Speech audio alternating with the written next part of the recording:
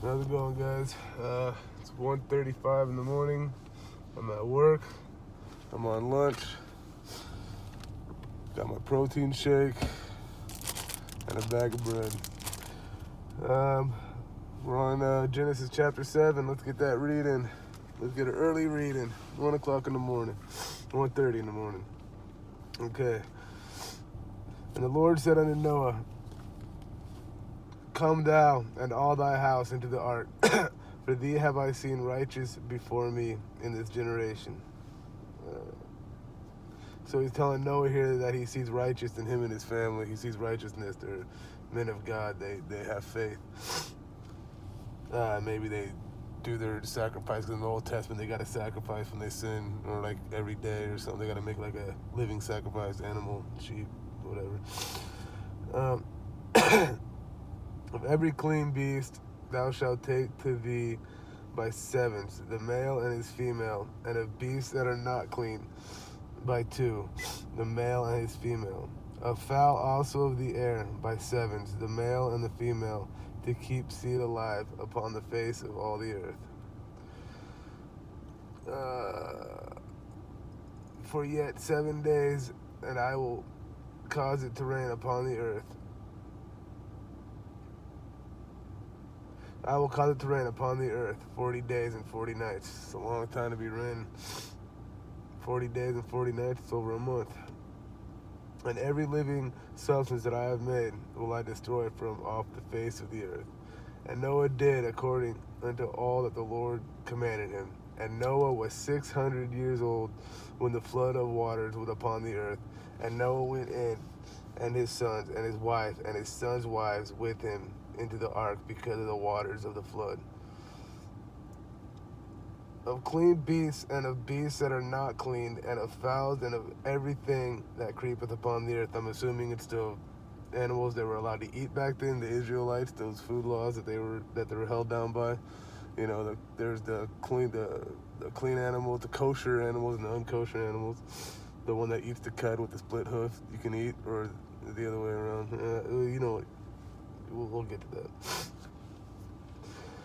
That's what it means by the clean and the unclean animal. The ones we can eat and the ones we can't eat, or at least that they weren't allowed to eat in the Old Testament. As we know, Jesus abolished the food laws when Paul said to not hate on the other person for what they eat.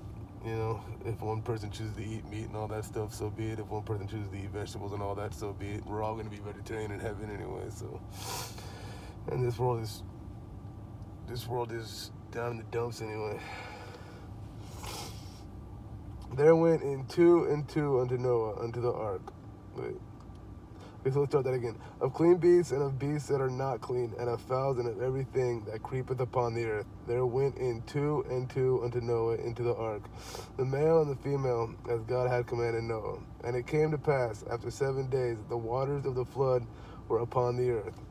In the 600th year of Noah's life, in the 2nd month, the 17th day of the month, the same day were all the fountains of the great deep broken up, and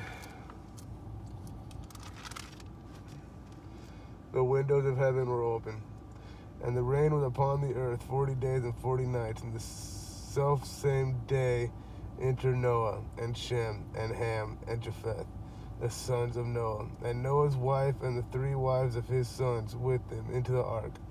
They had every beast after his kind, and all the cattle after their kind, and every creeping thing that creepeth upon the earth after his kind, and every fowl after his kind, every bird of every sort.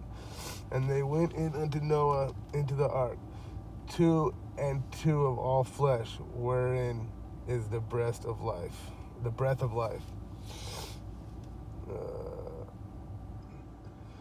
Noah into the ark, 2 and 2 of all flesh, wherein is the breath of life, where everything that was alive, that lived. And they that went in male and female of all flesh, as God had commanded him. And the Lord shut him in. And the flood was 40 days upon the earth, and the waters increased and bare up the ark, and it was lifted up above the earth. And the waters prevailed and were increased greatly upon the earth. And the ark went upon the face of the waters. And the waters prevailed exceedingly upon the earth. And all the high hills that were under the whole heaven were covered. 15 cubits upward did the waters prevail.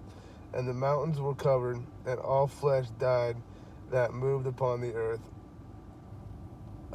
both fowl and of cattle, and of beasts, and of every creeping thing that creepeth upon the earth, and every man.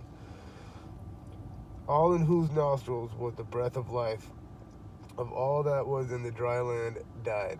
And every living substance was destroyed which was upon the face of the ground, both man and cattle, and the creeping things, and the fowl of the heaven. And they were destroyed from the earth, and Noah only remained alive, and they that were with him in the ark. And the waters prevailed upon the earth 150 days.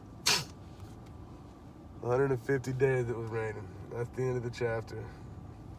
So there goes Noah and his family. They're just floating in a world of nothing but water now. Everything was destroyed. God killed every living thing, humans, every human on the earth, every animal, every bug, insect, every bird is all dead now. It all drowned. The birds probably got hit by a heavy rain, fell down, died, and he's got 2 of each kind. It said the unclean 7, or the clean animal takes 7 by 7s.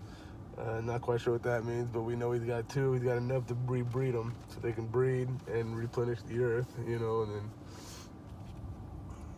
So now it starts over, right?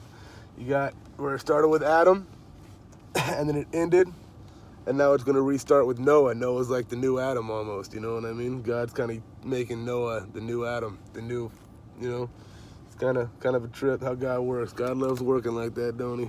Anyway, thank you for listening. I appreciate it. If you have anything to correct me on, if you have an opinion or whatever, you just want to tell me something, let me know in the comments. Thank you for listening. Peace, love, and God bless.